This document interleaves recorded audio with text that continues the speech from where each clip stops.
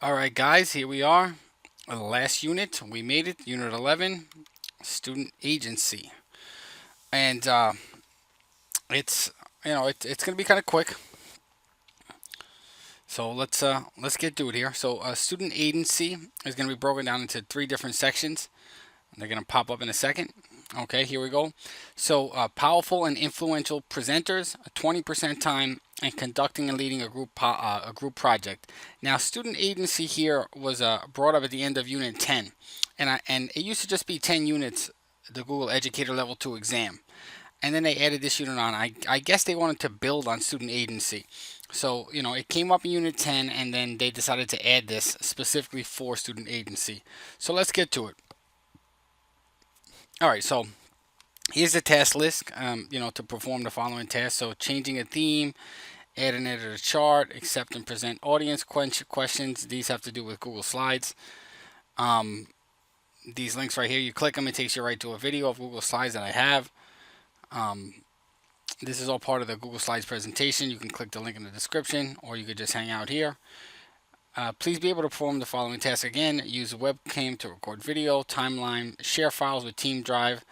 The domain administrators have to turn that on, but if you click there, it still takes you, takes you to some information on how to do it. So add, edit, reply, and delete comments. Okay, so those are the tasks. Let's get to it. Powerful and influential presenters.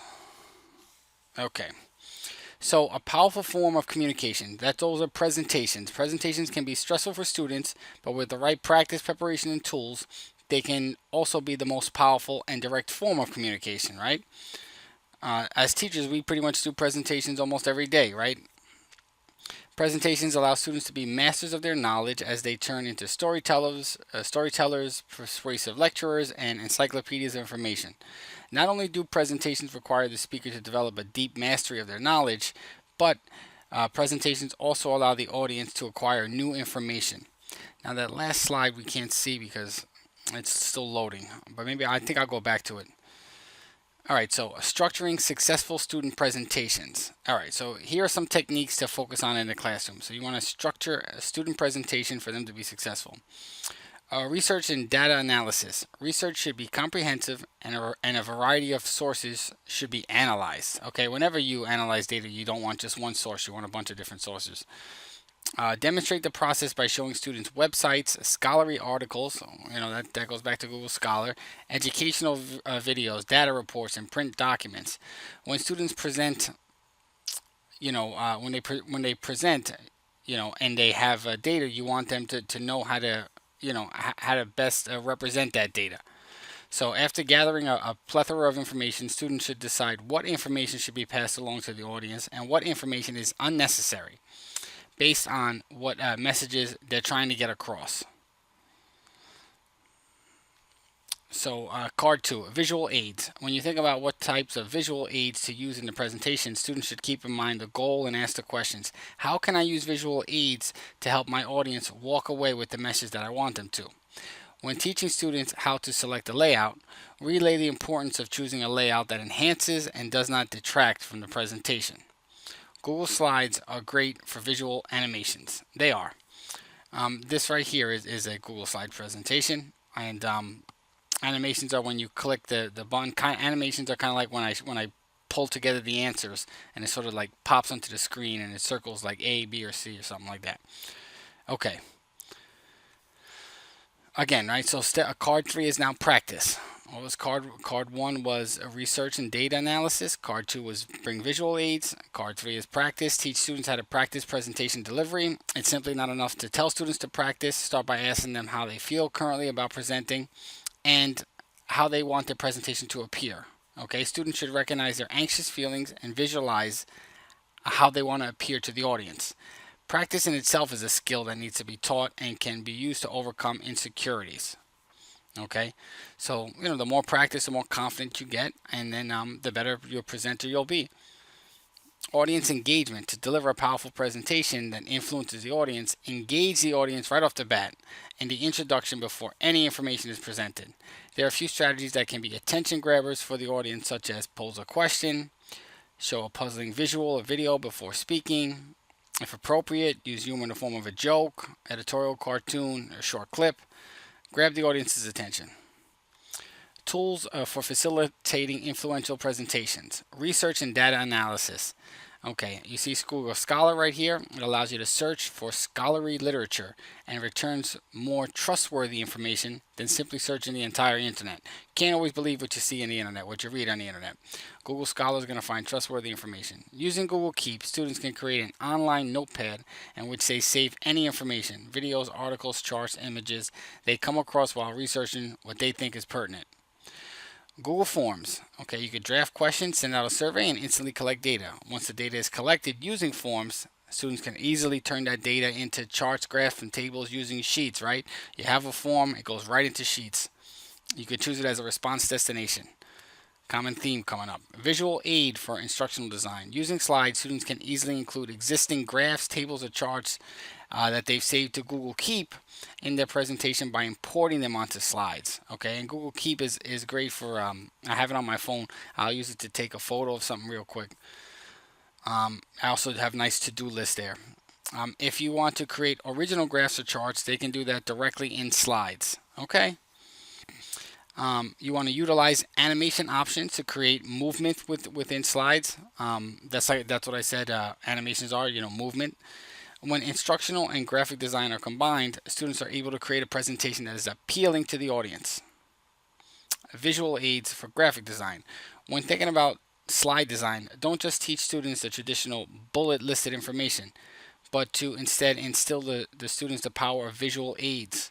Okay, not only do these visual aids appeal to the mainly visual learners in classrooms, but visual aids have been found to be better for comprehension, recall, and influence among an audience. I believe it's called it's in psychology. Images are dual coded, okay? Because when you see an image, you get your mind gets stimulated by the image, but also when you see an image, your mind creates like words to link to that image. So it codes in both of them. It's called a dual coding. So, with images, yeah, you get to see the image visual representation, but you also think of the word that's attached to that image, which also helps you remember. So create visual aids that will help audience remember and focus on graphic design and instructional design. Practice, right? Another theme here. Students with teacher help can practice presenting their slide presentation while they use computers' microphones to record audio. That's an interesting way to do it. Then slides transcribe the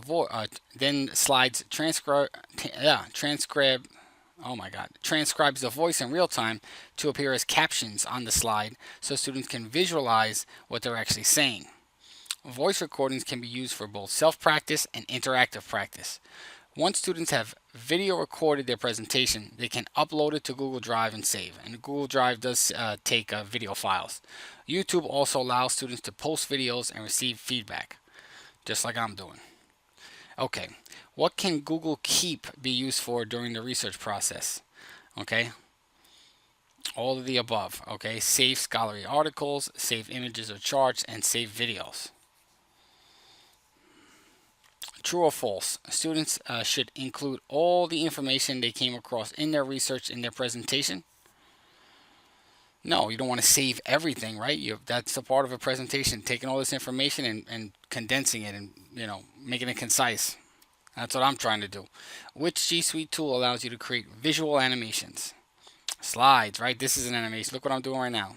That's an animation, right? Look, it pops up on the screen. Which Google Suite tool allows students to draft their own questions and collect data? Questions to collect data, we better know this by now. Google Forms. All right, 20% time. Autonomy leads to inspiration. This is a big theme of the level 2. Students, doing the work for themselves, all right? Student choice, all right? So students should have autonomy over the skills and topics they master in school. 20% time, which is basically independent exploration for the students, provides students the space to have autonomy over their learning by allowing them to choose a side project to work on in class. 20% time projects intrinsically motivate students by giving them choice in their learning, something that students enjoy. And there is research to back up that when you give students choice, they are more motivated because they got to choose. Furthermore, 20% times adds more purpose to their K-12 education as they are able to explore what interests them. So here's some ways to structure 20% time in the classroom. Okay, scheduling. Schedule 20% time could be done on a daily basis. 20% projects are a perfect activity for early finisher students to work on independently during free time. Now, the students that finish early a lot, those are the ones that get into a lot of trouble because they're clever and they get bored real quick. So give them the 20% time. This could help out with behavior. Consider chunking 20%. Work about half an hour a few times a week. So 20% time, working about a half hour a few times a week, that's not too bad. Clear expectations and parameters. You have to set clear expectations for anything students do, otherwise they can get off topic, right? So set these clear expectations and parameters over what the time will look like and what students have to do. Okay, they're still younger, they still need guidance. The first 20% project should be the most structured to allow students to get into the routine of what their 20% project should look like. So obviously that makes sense. Tracking progress. Tracking student progress is a crucial element to organize 20% time in the classroom. To know where students stand and for students to track their own advancement. Creating a broad step-by-step list for student completion can assist students and teachers' awareness of student progress, such as project selection, brainstorming questions, research, learning product creation, and presentations, all of those. Okay, group versus solo projects. Their first 20% project should be done individually to allow them to fully understand the process. Allow students to choose a topic they really care about. Once students are comfortable with solo 20% projects, then incorporate partners or small groups 20% projects that can be academically or socially beneficial. All right.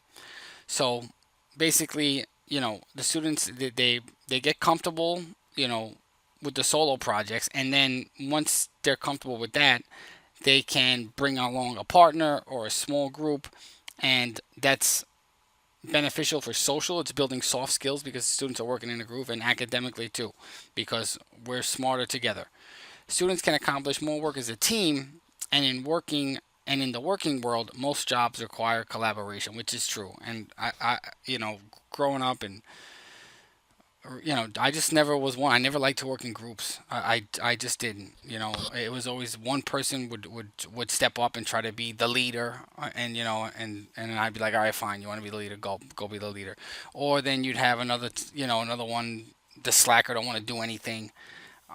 But as time went on, I've got better at working with people. All right, tools for facilitating 20% time. All right, topic selection tools. One basic graphic organizer that can help students visualize their topic ideas and subtopic ideas is a mind map. Okay, a useful online tool called MindMup allows students to create virtual bubble map of their brainstorming ideas. If you click here, it'll take you right to it. MindMup is free and connects to Google Drive. Google Keep allows students to create lists such as topic lists. Google Keep is great for students to track spontaneous ideas. That is a good thing. That's what I use Google Keep for sometimes. I have an idea for something and I'll just put it in Google Keep. So it's great for tracking ideas for projects that students might have, when they're outside of school. Damn, I want to do this, and they could use Google Keep. Okay, here's a mind map video I made. It's a whiteboard animation from, a couple of years ago. But, if you want to know more about mind maps. All right, time management tools. Students need to start managing how they want to spend their time during each 20% work period, and then keep track of how they spent their time after each 20% work period is over. Okay, you still want to, as a teacher, you still have to document things, right? One tool that students can access using Google Classroom that can help them plan out their time is a Google Calendar, right? Let's get students to use Google Calendar. We know students are procrastinators, but maybe that calendar is good for them. They see the date coming up, and they'll get started a little sooner. With Google Sheets, students can set up their own timesheet, or teachers can create a template timesheet for each student in which students clock in and out and keep track of the tasks they complete during the 20% time block. All right, tools for facilitating 20% time. Learning product tools. Students must decide on the best way to communicate their findings. Here are some of the possible options for displaying their knowledge. Google Slides, right?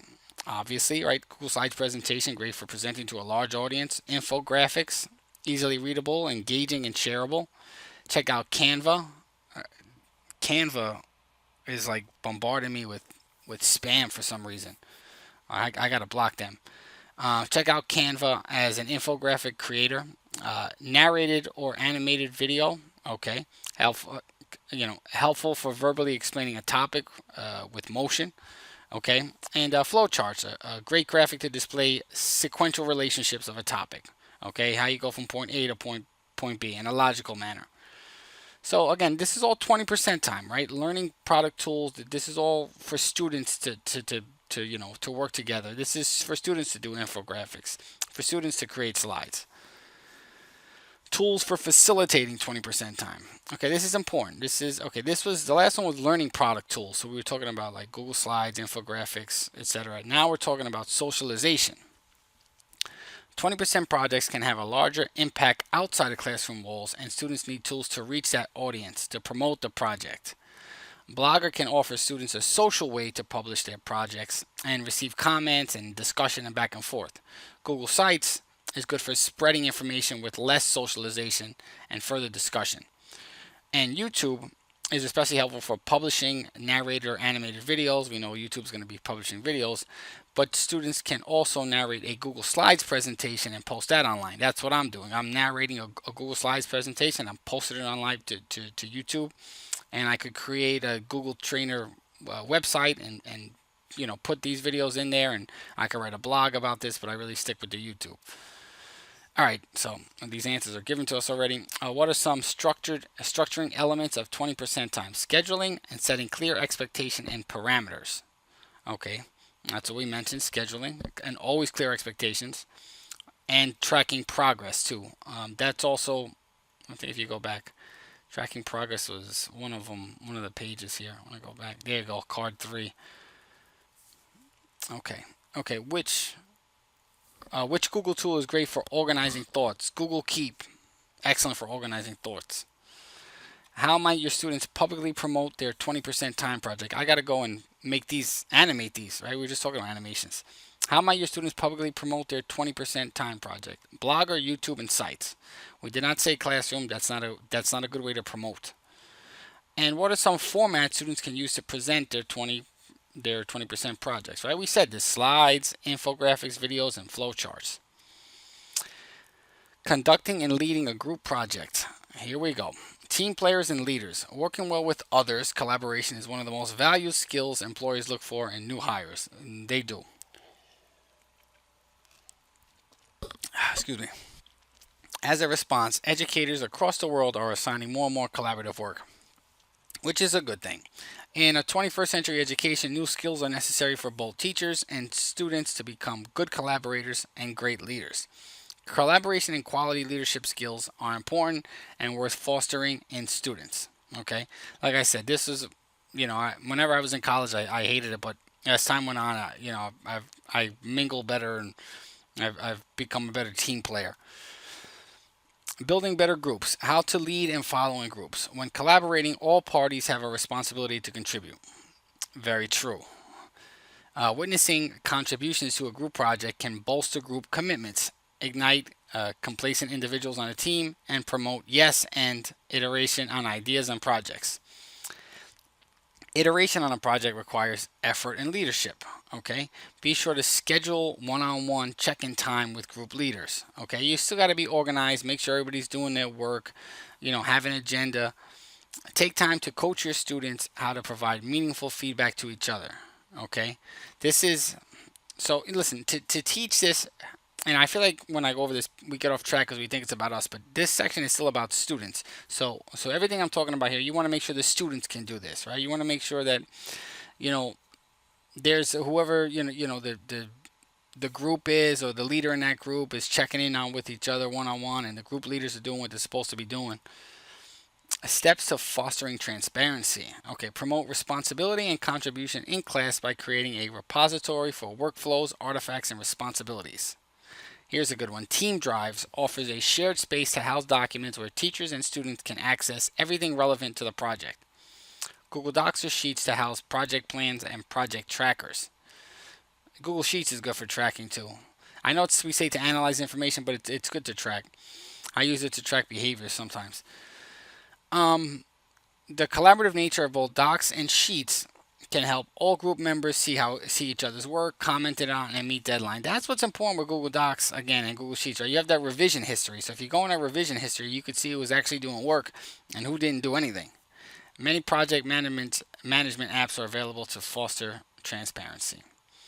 Communication. All right, so I don't want to lose the big picture here. Right, we're talking about building better groups. Okay, leading and following, knowing knowing the roles there. The next one, fostering transparency, so you know who's working and who's not working. Google Docs, Google Sheets, right? So you can look at the revision history. Team Drive to a shared space. Everybody has access to everything. And now we're talking about communicating, right? How do you have good groups? You can't have good group work without communication. Helps students see the value in regular, open, respectful, and purposefully communicating by working with each project group and group leader to create and maintain a communication pattern that will keep everybody informed and on schedule. That sounds complicated, okay? It could be, but we do have Google tools here to help. And be sure to hold students to their communication plan also. If students cannot speak about what's going on with others in the group, then the plan isn't working. Students can present projects to school boards, community groups, and even local businesses. And we have enough tools here that you could think of for students to communicate. Okay, ways to communicate better. All right, Google Classroom. You can organize and facilitate better communication. Create a class for each of your groups and coach them to use the stream for asynchronous conversations about their project. Be sure to monitor a conversation as students are still learning how to be good digital citizens. Remember, digital citizens talk about digital etiquette and having respect. Good collaborators. We want to teach students to still be good collaborators and effective communicators with online tools. Listen, being a good communicator is one of life's important skills there. Use tools like Google Slides to build beautiful and impactful presentations regardless of the medium. Diversity of capability. When students work in groups with classmates who are different from them, they have a unique opportunity to acquire new perspective, develop new skills, and incorporate a wider set of experiences. I like doing that too because, when you have like a diverse group, sometimes, when students have other students that they're not familiar with in the group, they kind of they don't spend all that time talking with each other and goofing around. They make new friends, and they kind of I feel like when they're new to people, they all work harder. So use communication tools like Google Meet and data gathering tools like Google Forms to connect students with diverse collaborators in your school, your district, outside the world, right? Consider opening digital doors that allow your students to connect with people with diverse sets of capabilities. Digital doors, very cool. Celebrate diversity and include everyone, right? Diversity of knowledge is also important when students are working together, and team success. Use Google Forms to survey students' interest before assigning projects. Google Meet is a video conferencing tool. Educators can, Google Meet is a video conferencing tool educators around the world use to connect their students to experts or other students. Google Meet is great for peer feedback. Respect. Be sure to proactively provide students with suggestions on how to conduct group meetings, respect each other, have workflow, hold each other accountable. It's like creating little, you're creating little workers out there. Pretend they're in the workforce. One key element of group work that gets overlooked is peer feedback from each other. Okay, this type of feedback can help students form a better picture of themselves in the eyes of others. And can motivate them to improve their weakness on future projects, right? Feedback is not a bad thing, it's a good thing. Use Google Forms to promote progress. Google Forms will facilitate feedback and formatively assess. Okay, Google Forms, I think I said in level 1, Forms, formative assessment. Form can work through all the elements of a rubric, okay? This way you don't have to be the only perspective on the project.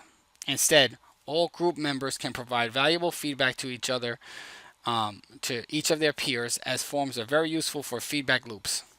Teachers can then help students digest the feedback and grades to become better group members during the project. Okay, so here's Google Form to promote projects. So it's saying Google Forms are great for formative assessments, and you take that information from the formative assessment, and you take that information from the Google Form, and you use it to improve, right? To progress. Sustaining group work. Okay, there's a lot here. Okay, organization. Managing multiple classes with multiple group projects can be a nightmare if an organization strategy isn't established ahead of time. Okay, you have to be organized. Okay, regardless, be sure to set expectations of organization, transparency, and respect. Those three keep coming up. Be organized, transparency, so you see who's doing what, and honesty's out there, and always have respect as digital citizens. Use apps to manage group projects. Link to resources, survey data, action items, timelines, and checkboxes can all live in a Google Sheet. The Google Sheet checkbox thing is pretty cool too. Okay, consider projects like Trello to help manage your class projects. Okay, a quick look at the Trello website here. All right, so I did not animate these. I should animate them. What tools might you use to help create transparency? Team Drive, commenting on docs, and project management apps. Okay, they're actually out there, those apps. What tools would facilitate and organize communication among group members? Google Classroom is a definite one. How could Google Meet promote diversity? Connect to experts to gather information and present a project to the audience for feedback. Okay, so those are the two ways Google Meet can promote diversity. And how could Google Forms support and promote respect? Well, it can create a feedback loop for members and the teacher, and use forms as formative assessment.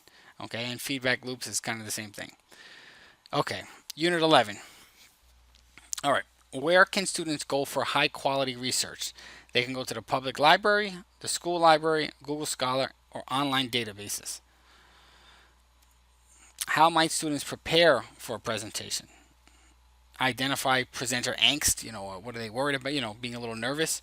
Recognize practice will reduce the angst and build confidence. Record the presentation and review it critically, and invite others to watch and provide feedback. Okay, I remember, I think it was when I was in I think it was in 7th grade, I had to do like one of my first like big presentations, and I remember going in front of the mirror and practicing it, and I practiced it a lot. So when I went up there, I of course I was still a little bit nervous, but it worked out because like my best friends, they didn't practice at all, so they went up there and everything was like and they didn't know anything. I mean, we all survived, but definitely practice is going to make a difference.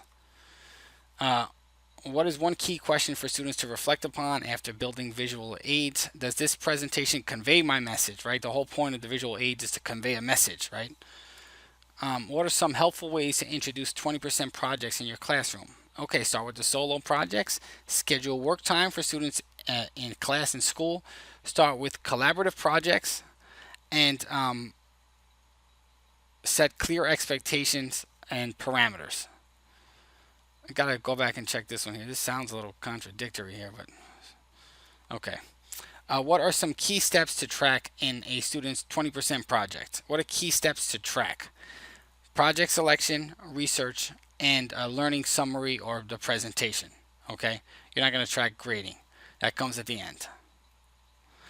True or false? Student selected projects provide autonomy and agency over their learning.